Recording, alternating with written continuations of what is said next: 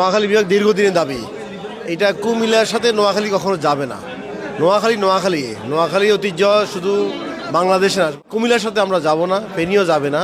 আমাদের ফেনী, নোয়াখালী এবং লক্ষ্মীপুর সহ চাঁদপুর সহ এদিকে যারা নোয়াখালী ভাষাভাষী, যারা নোয়াখালী ভাষায় কথা বলে, তাদেরকে নিয়েই ইনশাআল্লাহ নোয়াখালী বিভাগ বাস্তবায়ন হবে।